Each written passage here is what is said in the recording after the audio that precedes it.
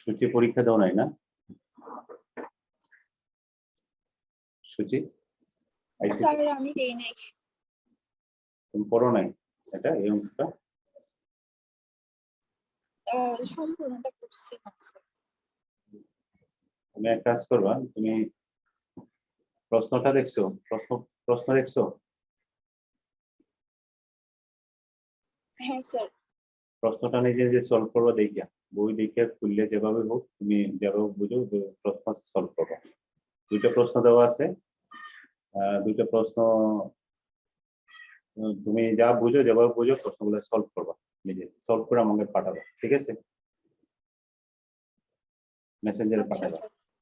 এখন এটা একটা এমসিকিউ যে লিংকটা দেওয়া আছে সেটা তো তুমি ঢুকিয়া তুমি পরীক্ষা চাইলে দিয়ে দিতে পারো। তুমি দেখতে পারো যে তোমার কি অবস্থা আছে, তুমি কতটুকু জানো। পরীক্ষা মানে তো শুধুমাত্র খালি নাম্বার বলা না, তোমার অবস্থানটাকে যাচাই করা যায় যে তোমার জানার পরিধিটা কি অবস্থান, তোমাকে আর কতটুকু করতে হবে। প্রশ্নগুলা একটা প্রশ্ন তৈরি করতে কিন্তু একটা সময় শ্রম নিয়ে করতে হয়। তোমরা তো বুঝো না যে স্যার মনে হয় এখান থেকে একটা ওখান থেকে একটা নিয়ে পড়বে। প্রশ্নগুলো এরকম না। আমি চেষ্টা করি প্রশ্নগুলো করার জন্য করতে, মানে নিজের স্বকীয়তা বা নিজস্বতা বা সৃজনশীলতার দিক থেকে প্রশ্নগুলো তৈরি করতে। পরীক্ষাতে কিন্তু এরকমই করে, হুবহু প্রশ্ন খুব কম পাবা। বই থেকে হুবহু প্রশ্ন হয়তো 2 থেকে 3% এমসিকিউ যদি থাকে, 2 বা 5% বড় হুবহু প্রশ্ন থাকবে না। কিন্তু প্রশ্নের বিষয়টা ঠিক রেখে প্রশ্নের ভাষাটা চেঞ্জ হবে বা ধারাটা চেঞ্জ হবে। আমি প্রশ্নগুলো পড়ার সময় এরকমই করি। তোমরা যদি পরীক্ষা না দাও তাহলে আমার এই পরিশ্রমটা তত সঠিকভাবে কাজে লাগবে না। তোমাদের যে উদ্দেশ্যে আমি প্রশ্নগুলো করি তোমাদের ডেভেলপ করার জন্য, পরীক্ষায় অ্যাটেন্ড না করলে কিন্তু এই জিনিসটা আমার শ্রমটা আমি মনে করি এটা ব্যর্থ হয়ে যাবে।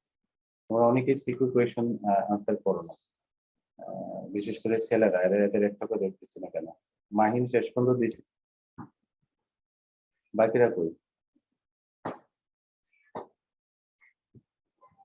প্রত্যয় আর মাহিন?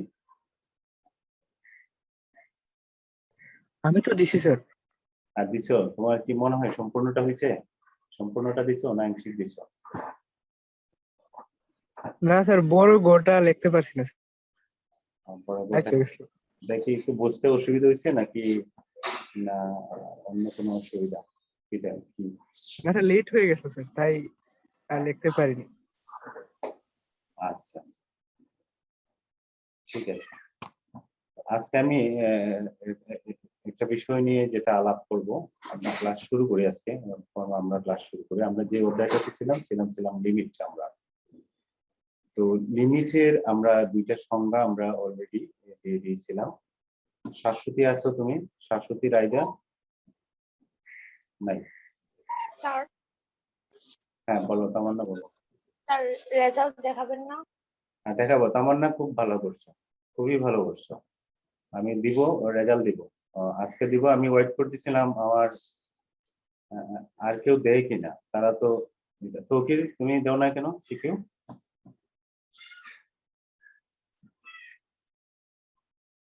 তৌকির জি স্যার। শিখেও দাও না কেন?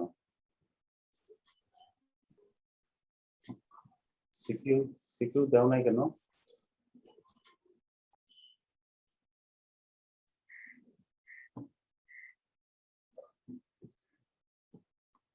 তথ্য তো দেয় নাই, কেন দেয় নাই? কি কারণ? সময় নাই, অন্য কাজে ব্যস্ত নাকি? আমি তো অসুস্থ ছিলাম স্যার। হ্যাঁ স্যার আমি তো অসুস্থ ছিলাম স্যার। অসুস্থ ছিল। আমি এই কথাটাই বলতেছিলাম, তোমাদের জন্য প্রশ্নগুলো কিন্তু আমি অনেকটা যাচাই বাছাই করে নিজে সময় নিয়ে করি। একটা প্রশ্ন, একটা হলো বই থেকে হুবহু তুলে দিলে একটা প্রশ্ন হয়, আর প্রশ্নগুলা নিজে করলে একটু চিন্তা ভাবনা করে করতে অনেকটা সময় নিয়ে প্রশ্নটা করি। তোমরা যদি আনসার না করো তাহলে আমার এই শ্রমটা তো কাজে লাগবে না। এই জন্য বলছি তোমরা আনসার করো। তো আমি সময় দিলাম যে পরে দিলেও যাতে তোমরা দিতে পারো, সেটা তো দেও না, শেষ পর্যন্ত তো দেও না। মাহিন দিছে শেষে বিষয়, কালকে শেষে দিছে নাকি আজকে দিলে যেন প্রথম দিন। যাই হোক, যারা দেও নাই আমি বলবো যে প্রশ্নগুলা যেভাবে হোক সমাধান করো, যেটা বুঝো সেভাবেই সমাধান করো, সমাধান করে আমাকে পাঠাও, ঠিক আছে? তা আমি আজকে যে বিষয়টা নিয়ে আলাপ করব, আমরা লিমিট নিয়ে কথা বলছিলাম। আমাদের ক্লিয়ার কনসেপ্ট থাকতে হবে, যে বিষয়টা শিখি না কেন সেই বিষয়টা পরিষ্কার ধারণা থাকতে হবে। আমরা লিমিটে দুইটা সংজ্ঞা আমরা দেখছিলাম, নিশ্চয়ই মনে আছে। একটা কি বলি আমরা, প্রথাগত সংজ্ঞা বা কনভেনশনাল সংজ্ঞা, আর আরেকটা সংজ্ঞা পড়ছিলাম আমরা ডেল্টা এপসাইলন সংজ্ঞা।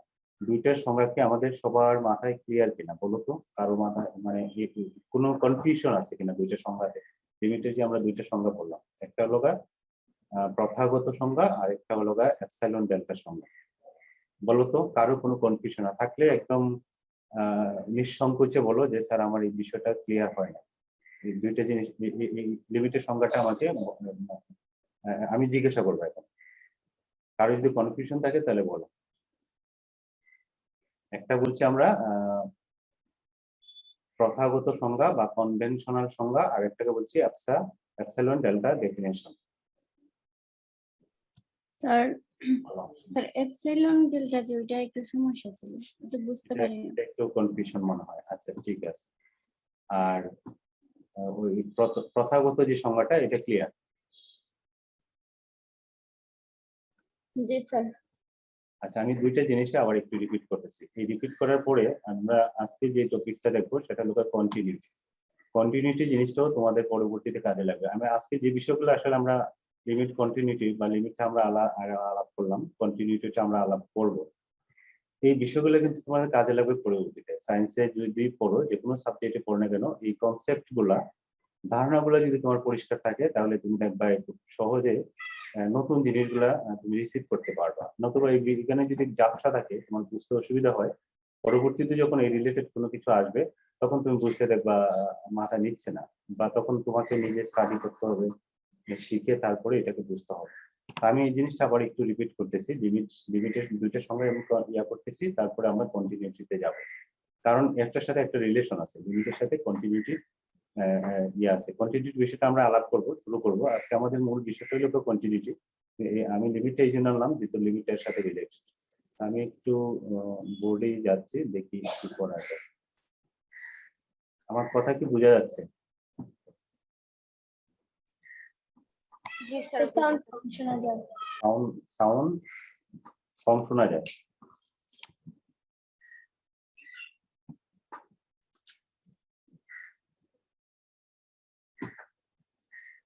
যেভাবে বলছি এভাবে কি সাউন্ডটা শোনা যাচ্ছে কিনা?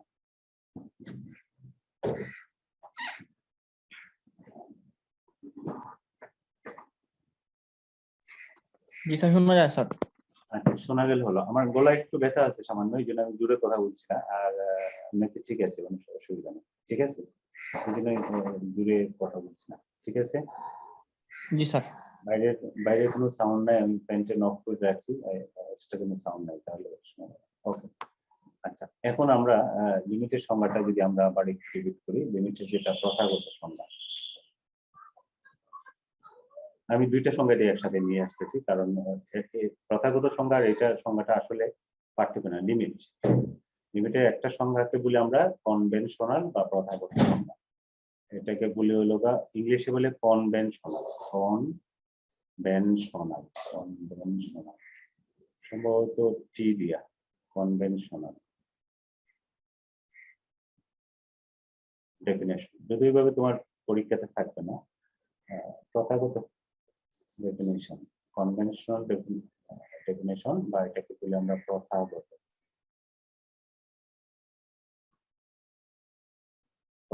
সংজ্ঞা। প্রথাগত সংজ্ঞাটা কি? আগে কান দিয়ে শোনো আর একটু চিন্তা করো। প্রথাগত সংজ্ঞাটা হলো এরকম: কোনো একটা চলক যদি কোনো একটা নির্দিষ্ট সংখ্যার নিকটবর্তী হওয়ার কারণে, কোনো একটা চলক ধরো এক্স, কোনো একটা চলক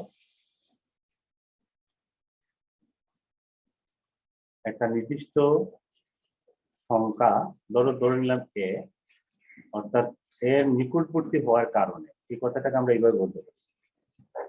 কোন একটা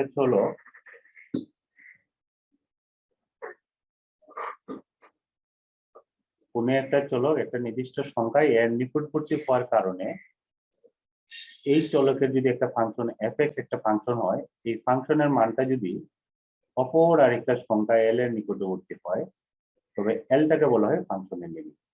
এটাকে বলি আমরা প্রথাগত সংজ্ঞা। দেখো কত সহজ।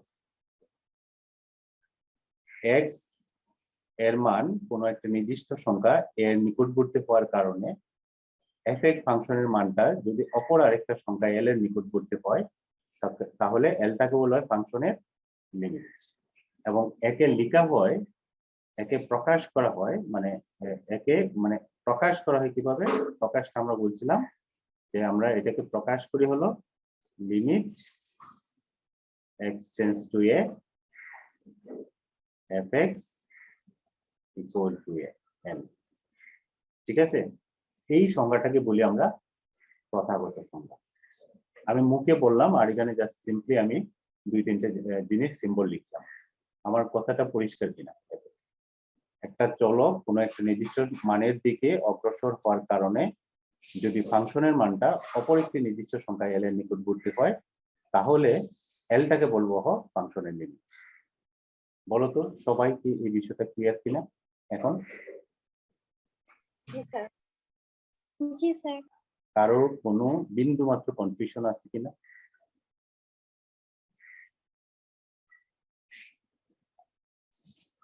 নাই?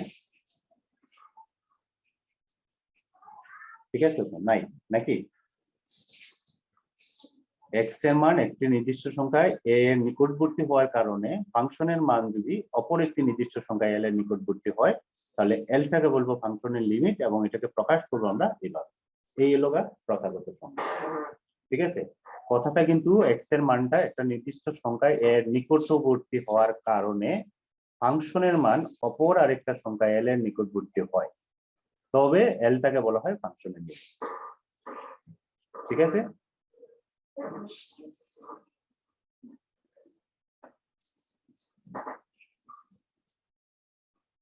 বলো ঋতু। জি স্যার। আচ্ছা জয়িতা বলো তো, তুমি আবার বলো তো, আমি যে কথাটা বললাম ওই কথাটা তোমার মতো করে বলো তো। কোনো একটা চলক কোনো নির্দিষ্ট সংখ্যার নিকটবর্তী হওয়ার কারণে ফাংশনের মান যদি অপর কোনো নির্দিষ্ট সংখ্যার নিকটবর্তী হয়, তখন তাকে লিমিট। ওই নির্দিষ্ট সংখ্যাটাকে বলবো ফাংশনের লিমিট। আর তুমি যদি নাম দিয়ে দাও তাহলে তার নামটা কি বলবো? আমরা যদি নির্দিষ্ট সংখ্যাটাকে এ নাম দেই, এল নাম দেই, তাহলে এলটাকে বলবো লিমিট। ঠিক আছে, ঠিক আছে জয়িতা, তুমি বলছো ঠিকই বলছো। আমরা নাম দিয়ে দিব, আমরা বলবো যে x এর মান একটা নির্দিষ্ট সংখ্যা a এর নিকটবর্তী হওয়ার কারণে f(x) এর মান যদি অপর একটি নির্দিষ্ট সংখ্যা l এর নিকটবর্তী হয়, তাহলে এলটাকে বলবো ফাংশনের লিমিট। নাম দিলে ডাকতে সুবিধা হয়, ঠিক কি না? যেমন জি স্যার। আমরা ডাকতেছি তোমাদের প্রমি, জয়িতা, নাম ধরে রাখতে, এখানে আমরা নাম দিয়ে দিলাম x এর মানটা একটা নির্দিষ্ট সংখ্যাটা কি a এর নিকটবর্তী হওয়ার কারণে ফাংশনের মানটা l এর নিকটবর্তী হয়, তবে এলটাকে বলবো আমরা লিমিট, ফাংশনের লিমিট, এবং এটাকে প্রকাশ করবো এইভাবে, যে প্রকাশটা করা হয় এইভাবে। এখন এটা যদি আমরা বুঝি তাহলে আমাদের ডেল্টা এপসিলন সংখ্যাটাও এটারই আরেকটা ভার্সন। আমি এখন ডেল্টা এপসিলন সংখ্যাটাতে আসতেছি। নাম্বার 2, ডেল্টা এপসিলন অথবা এপসিলন ডেল্টা ডেফিনেশন বলা হয়। Epsilon delta definition.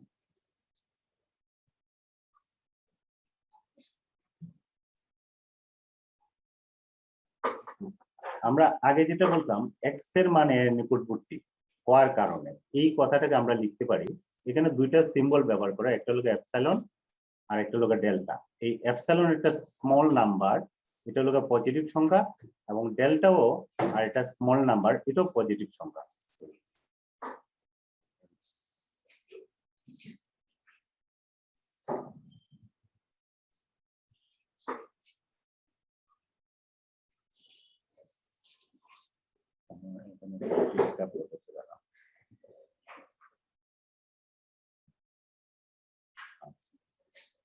এপসিলন এবং ডেল্টা, এটা এপসিলনটা আমরা ক্ষুদ্র সংখ্যার ক্ষেত্রে ব্যবহার করি এপসিলন, আর ডেল্টাটাও ক্ষুদ্র সংখ্যার ক্ষেত্রে আমরা ব্যবহার করি, ছোট সংখ্যার ক্ষেত্রে, এবং দুইটাই পজিটিভ সংখ্যা, এটাও শূন্যের চেয়ে বড় এবং এটাও শূন্যের চেয়ে বড়। এই জিনিসটা এটাও একটা মানে এটাকে বলতেছি আমরা, এটাও একটা প্রচলিত নিয়ম যে এপসিলন ডেল্টা আমরা ক্ষুদ্র সংখ্যা বোঝানোর জন্য আমরা এই প্রতীক দুইটা ব্যবহার করি, এপসাইলন এবং ডেল্টা। এখানে আমরা এপসাইলন ডেল্টা ডেফিনিশন দেওয়ার ক্ষেত্রে আমরা এপসাইলনটাকে ধনাত্মক ক্ষুদ্র সংখ্যা হিসেবে বিবেচনা করব, ডেল্টাটাকে একটা ধনাত্মক ক্ষুদ্র সংখ্যা হিসেবে বিবেচনা করব। এটাই প্রচলিত নীতি। ঠিক আছে, তাহলে এপসাইলন ডেল্টা কি? অতি ক্ষুদ্র ধনাত্মক সংখ্যা। এপসাইলন আর ডেল্টা কি? অতি ক্ষুদ্র ধনাত্মক সংখ্যা।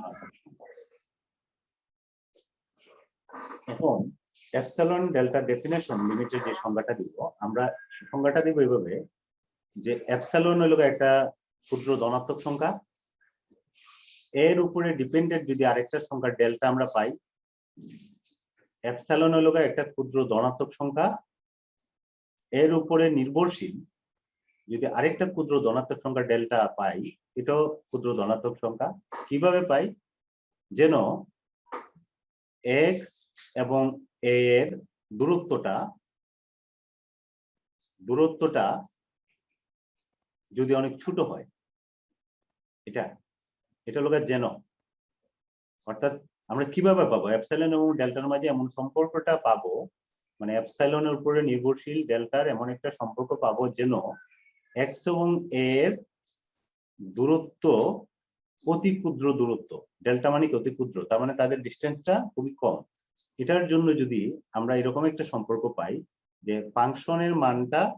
ফাংশনটা এবং ফাংশনের ওই যে এল, এটা এদের যে দূরত্বটা, এটা আরেকটা ক্ষুদ্র সংখ্যা এপসাইলন চেয়ে ছোট হয়, তাহলে এলটাকে বলবো আমরা। দেখো আমি আবার বলছি যে এপসাইলনের উপর নির্ভরশীল অপর একটা ক্ষুদ্র সংখ্যার ডেল্টা পাওয়া যায় যেন এক্স এ এবং এর পরম মান less than del implies that f x minus L less than epsilon. তাহলে এলটাকে বলবো আমরা লিমিট। কার লিমিট? লিমিটটা বলবো আমরা ফাংশনের লিমিট। এটাকে আমরা লিখব x tends to A F x. আমরা এলটা ডান পাশে লিখি, বাম পাশে লিখি, যাই লিখি না কেন এটা লিখবো। এই কথাটা কি আমরা এটা লিখি। তাহলে এখন একটু খেয়াল করো, এক্স মাইনাস এ এর পরম মানটা লেস দেন ডেল, মানে এর অর্থটা দাঁড়ায় কি এক্স এর মানটা এর নিকটবর্তী। এই কথাটার অর্থ লগা এক্স এর মানটা, এই যে এই কথাটার অর্থটা লগা এক্স এর মানটা এর নিকটবর্তী। এটা বোঝায় না? এটার অর্থটা এক্স এবং এর পরম মান মানে ডিস্টেন্স, এক্স এবং এর ডিস্টেন্সটা কি শূন্য, মানে শূন্যর কাছাকাছি। ডেল্টা মানে কি খুব ছোট একটা সংখ্যা, তার চেয়ে ছোট, তার মানে শূন্যর কাছাকাছি। তার মানে এক্স এবং এর মানটা কি এর নিকটবর্তী। ঠিক এটার অর্থ তো এটা, এই যে F x minus L less than epsilon, এটার অর্থ তো কি? এটার অর্থ কি? এটার অর্থ হলো এফ এক্স এর মানটাও এল এর নিকটবর্তী। তাহলে দেখো আগের সংখ্যাটাই কিন্তু এটা রিপ্লেস হয়েছে, তাই করছো? এক্স এর মান এর নিকটবর্তী হওয়ার কারণে এফ এক্স এর মানটা এল এর নিকটবর্তী হয়, ফলে এলটাকে বলো আমার ফাংশনের লিমিট। এটা কি জাস্ট এপসাইলন ডেল্টা দিয়ে আমরা প্রকাশ করলাম, এবং এটাকে বলা হয় আধুনিক সংজ্ঞা অথবা এপসাইলন ডেল্টা ডেফিনেশন বা ডেল্টা এপসাইলন ডেফিনেশন। দেখো তো এখন আমাদের মাথায় এটা পরিষ্কার কিনা? কারো কোনো? বুঝতে পারছি স্যার। এপসাইলন এবং ডেল্টার উপরে নির্ভরশীল, এপসাইলন ডেল্টা কিন্তু একটা একটার সাথে রিলেট থাকবে, সম্পর্ক থাকার কারণে এক্স ও এ এর ডিস্টেন্সটা অতি ক্ষুদ্র ডিস্টেন্সের জন্য যদি আমরা ফাংশন এবং এল এর মানের যে ডিস্টেন্সটা, এটাও যদি একটু ক্ষুদ্র একটা সংখ্যা পাই, তাহলে এলটাকে বলবো ফাংশনের লিমিট।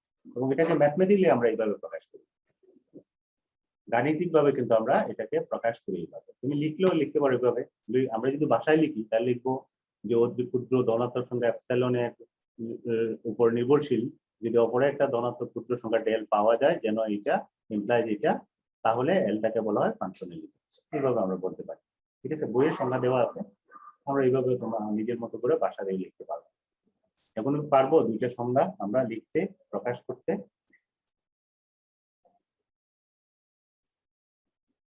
সবাই কি পারবো?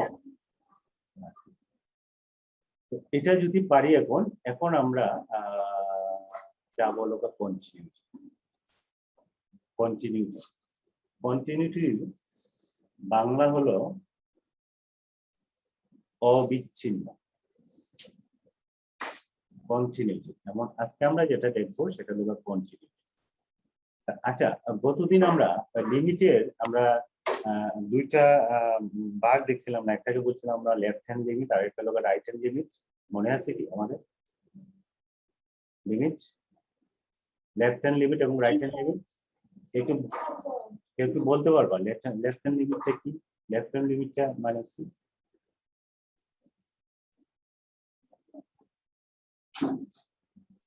এক্স এর মান বাম দিক থেকে এর নিকটবর্তী বলে, অর্থাৎ যে মানটার নিকটবর্তী হবে সেই মানটার যদি মনে করো 2 এর নিকটবর্তী হবে, তাহলে বাম দিক থেকে যদি নিকটবর্তী হয় তাহলে এটার উপর এটাকে বলে x টেন্ডস টু 2 মাইনাস। ধরো এরকম লিখলাম, ধরো লিমিট আর এখানে ধরো ফাংশন আছে, ধরো মনে করো x স্কয়ার প্লাস 1 এরকম আছে, ধরো এটাই আছে। এটা একটা লেফট হ্যান্ড লিমিট, এটা মানে একটা আমরা যা হয়ে বের করি, ঠিক আছে? বাম দিক থেকে আসতেছে, ঠিক আছে? আচ্ছা, এটা যখন এক্সাম্পলটা দিছি, আমি এক্সাম্পলটা আরেকটা এক্সাম্পল নেই, তাহলে বুঝতে সুবিধা হবে। ধরো 2 মাইনাস আর এখানে লিখলাম আমি x মাইনাস প্লাস 1 দিলাম, ধরো এটা দিলাম। এখন বললাম যে এটার মান দেখো, দুইটার মান দেখো, দুইটার মান বের করো, ঠিক আছে? একটু খেয়াল করো, দুইটাই লেফট হ্যান্ড লিমিট, কারণ x এর মানটা কি 2 এর দিকে ধাবিত হচ্ছে এবং বাম দিক থেকে, তাহলে x এর মান 2 এর কাছাকাছি কিন্তু 2 এর নিকটবর্তী। তাহলে এখানে যদি আমরা x এর মান বসাই, দেখো এটা কোনো কারণে আনডিপেন্ডেন্ট, আমরা সরাসরি বসাইতে পারবো, তাহলে এটার মান কত হবে? 2 এর কাছাকাছি কিন্তু নেগেটিভ দিক থেকে, বাম দিক থেকে। তাহলে বাম দিক থেকে যাই হোক না কেন, এটা যদি বর্গ করি তাহলে এটা কত হবে? 4। এটার মান হবে কত? এটার মান কত হবে বলো তো?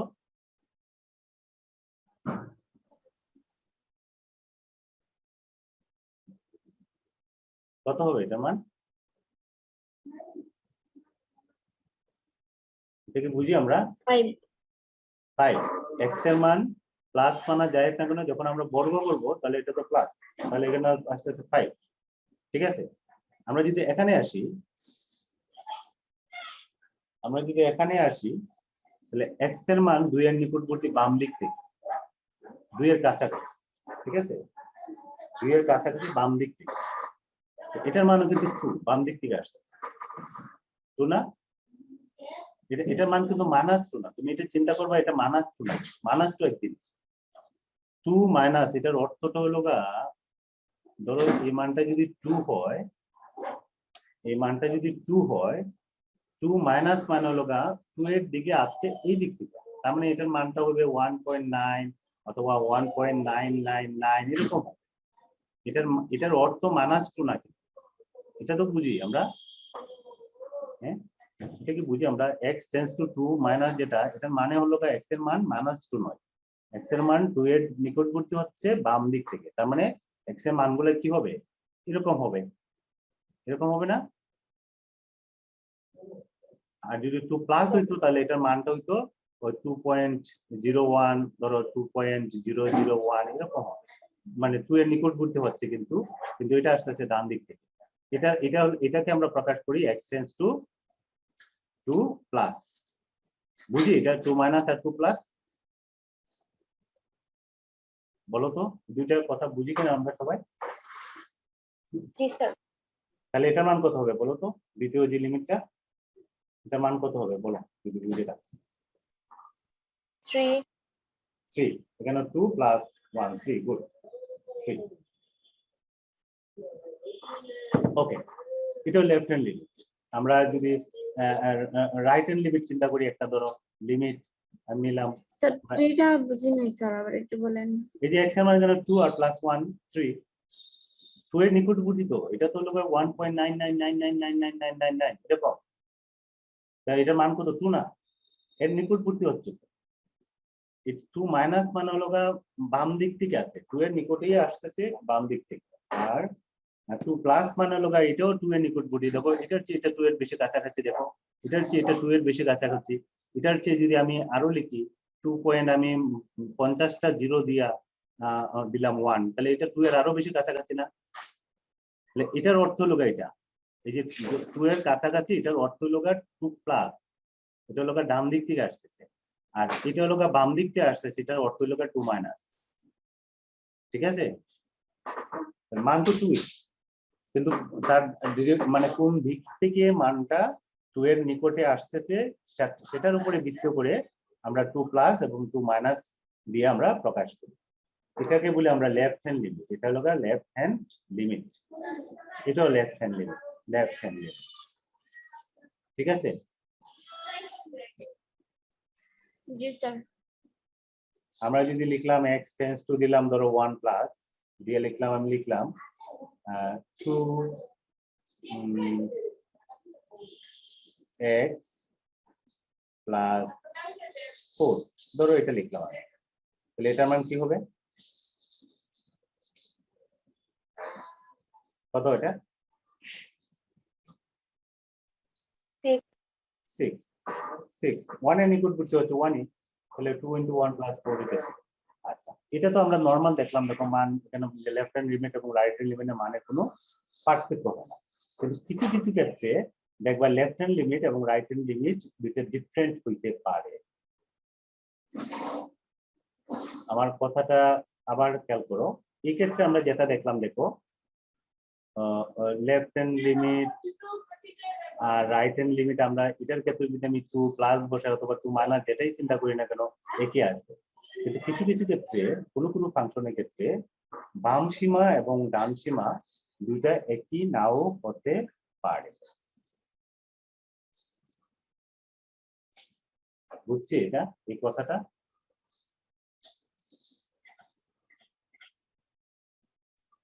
আমার কথা কি বুঝছো? লেফট হ্যান্ড লিমিট এবং রাইট হ্যান্ড লিমিট একটা ফাংশনের থাকতে পারে এবং দুইটা মান একই হইতে পারে অথবা ভিন্ন হইতে পারে।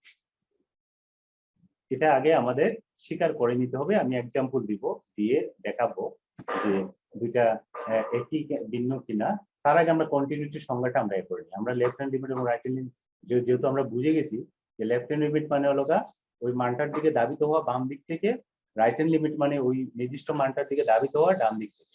এটা লেফট হ্যান্ড লিমিট এবং রাইট হ্যান্ড লিমিট। এখন আমরা আসি কন্টিনিউটি। কন্টিনিউটি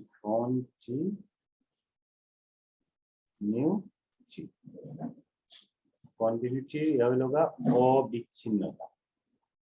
অবিচ্ছিন্নতা বিষয়টা কি কঠিন মনে হচ্ছে কিনা তোমাদের কাছে? কঠিন মনে হলে আমাকে বলো। আমি যে বিষয়টা আলাপ করতেছি কি কঠিন মনে হচ্ছে কোনো কিছু? না স্যার। স্যার বলো। স্যার আমরা সেকেন্ড ইয়ার না ফার্স্ট ইয়ারও স্যার। এটা জানার দরকার নাই, একবারে ইন্টারমিডিয়েট পরীক্ষা দিবা তখন বলবা তুমি পাস করছো কিনা। ঠিক আছে, তোমরা 2 ইয়ারে আছো, ফার্স্ট ইয়ার আছে, সেকেন্ড ইয়ার আছে। ঠিক আছে, দুইটাই পড়তেছে। আচ্ছা, এখন আমরা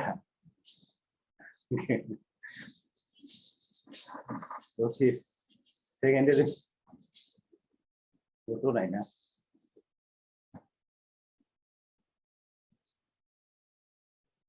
আচ্ছা, যাই হোক, তোমার একটা মানে তৈরি ছিল আর কি। ধরে নাও এখনকার পরিস্থিতিতে আমরা 2 ইয়ারে আছি, একবার আমরা পরীক্ষা দিব। আচ্ছা, এখন দেখো আমরা হ্যাঁ বলো। স্যার আমাদের 3টার সময় একটা ক্লাস আছে। 3টে বাজে গেছে। আচ্ছা, তাহলে কন্টিনিউটির সংজ্ঞাটা আমি দিয়ে দিই। ঠিক আছে, কন্টিনিউটির সংজ্ঞাটা আমি দিয়ে দিই। আমি যেটা নিয়ে আলাপ করছি কন্টিনিউটির সংজ্ঞাটা আমি দিয়ে দিই, দিয়ে আমি শেষ করছি, এটা নিয়ে আরেকটু আলাপ করব।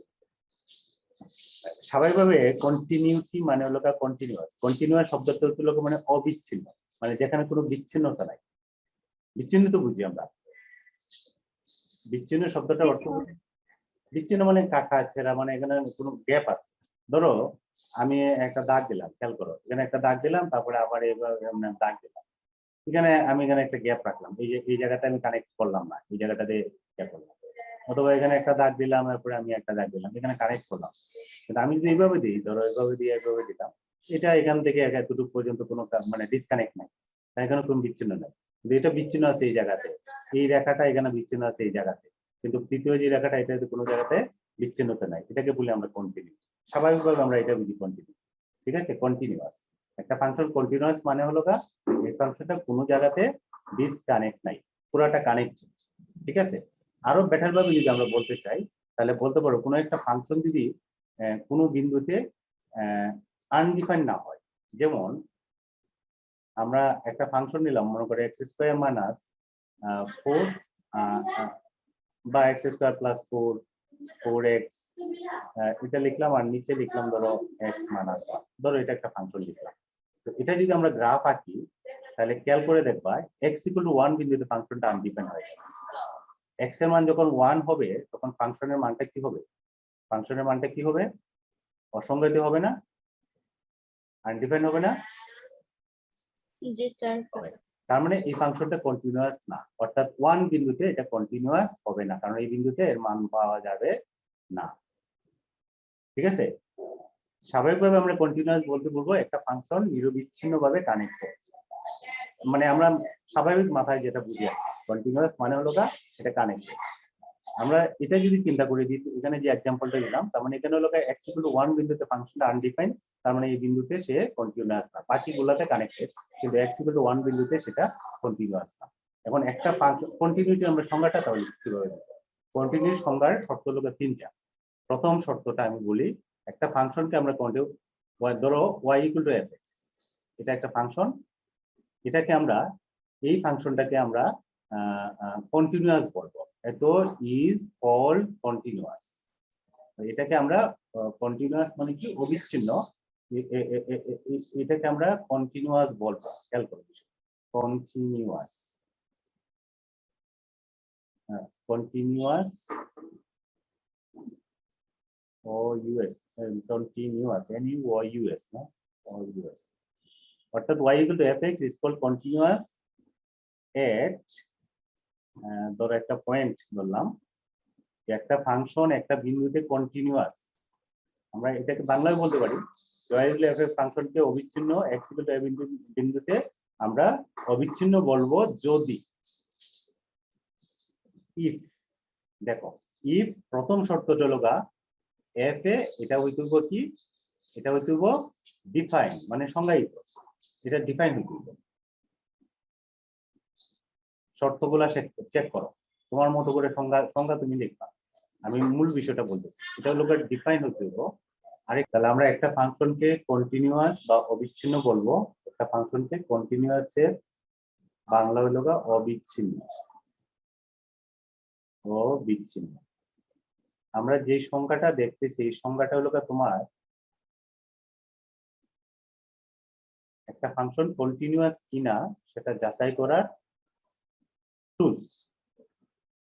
তোমাকে যদি বলে যে এই ফাংশনটা কন্টিনিউয়াস কিনা যাচাই করো, তাহলে আমরা এখন যে কাজটা করতেছি এটা দিয়া আমরা যাচাই করবো ফাংশনটা কন্টিনিউয়াস কিনা। সুচি,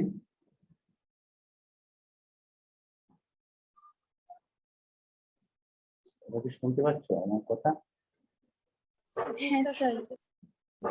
একটা ফাংশন কন্টিনিউয়াস কিনা সেটা আমরা যেই অস্ত্র দিয়া স্বীকার করব যে এটা কন্টিনিউয়াস না কন্টিনিউয়াস না, সেই অস্ত্রটা হলো এখন আমরা আলাপ করতেছি, অস্ত্রের বৈশিষ্ট্যটা, মানে এই অস্ত্রটা দিয়ে আমরা এটাকে বলি আমরা টুলস আমরা বলতে পারি বা ক্যারেক্টারিস্টিক বলতে পারি, সেই ক্যারেক্টারিস্টিক দিয়ে আমরা যাচাই করব যে এটা কন্টিনিউয়াস অথবা এটা কন্টিনিউয়াস না।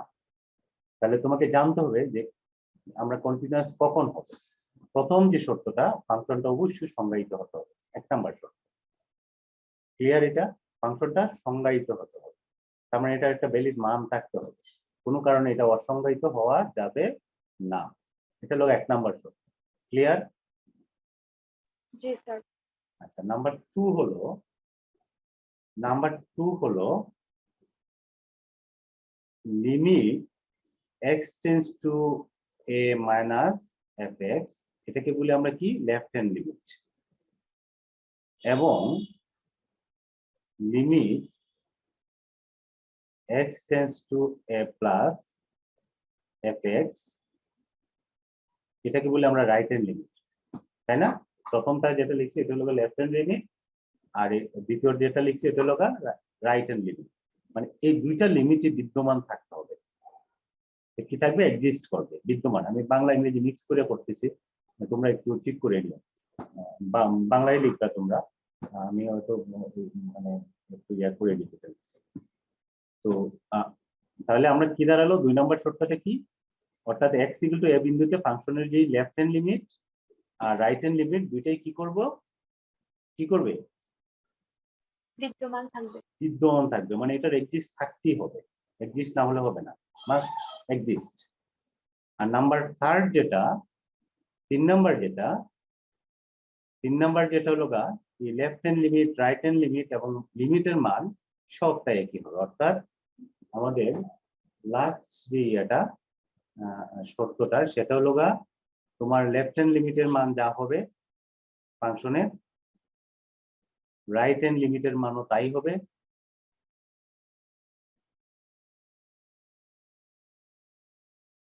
খেয়াল করো, বাকিরা কি একবারে বিদায় নিয়ে গেল?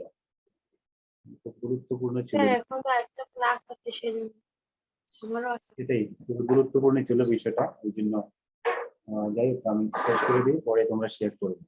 এই 3টা শর্ত আমরা এক্সাম্পল আমরা গত আমি যেন আমরা পড়বো, এটা খেয়াল করো। 3টা শর্ত তাহলে কি কি দাঁড়ালো?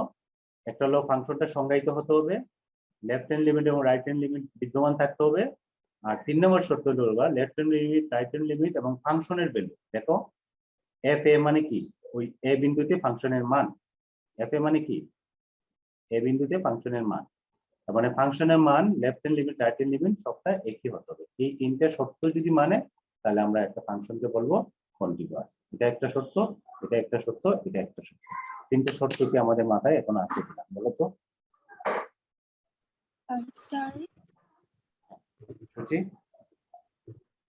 স্যার লেফট হ্যান্ড লিমিট আর রাইট হ্যান্ড লিমিট কিভাবে সেম হয় এটা বুঝছি না।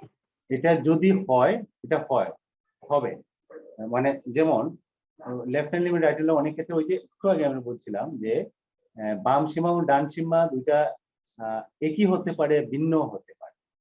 যদি একই হয় তখন এটা ভিন্ন হতে পারে। আমরা উদাহরণ নিয়ে তো আলাপ করি নাই, উদাহরণ আলাপ করলে আমরা বুঝতে পারবো।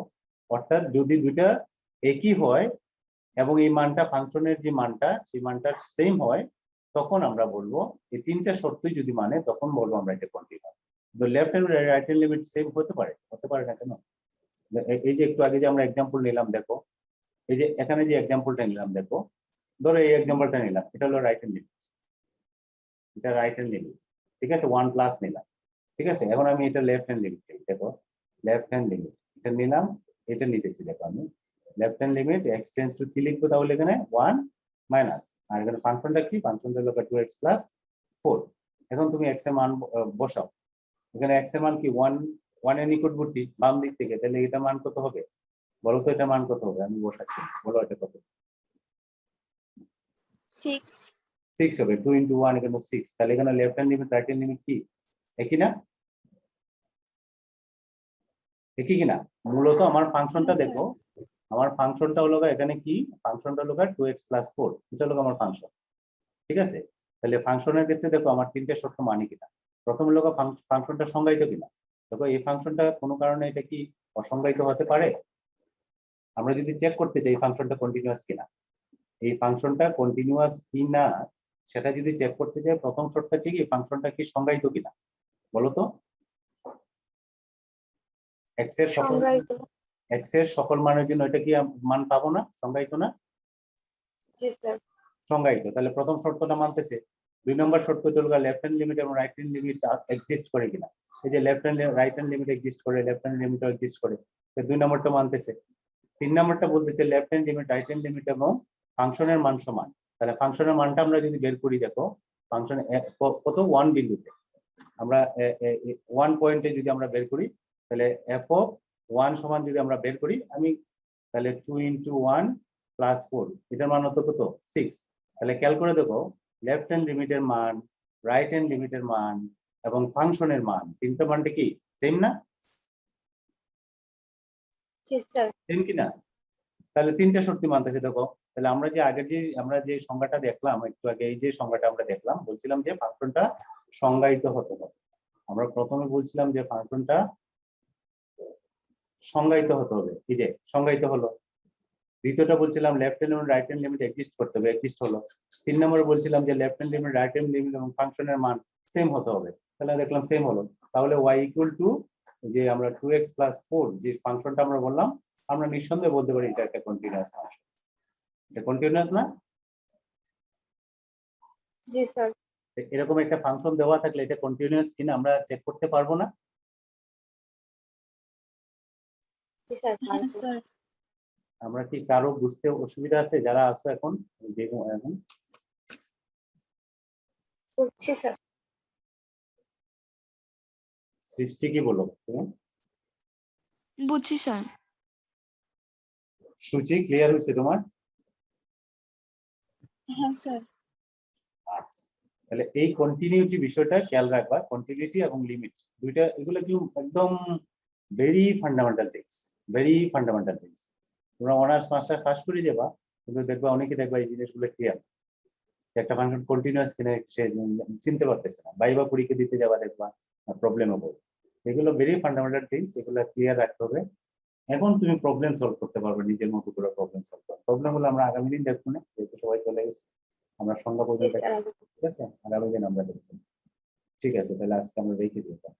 ভালো তার রেজাল্টটা গ্রুপে দিয়ে দিয়ে। রেজাল্টটা দিব, আমি আজকে দিয়ে দিব, ঠিক আছে? আচ্ছা, ভালো থাকো সবাই।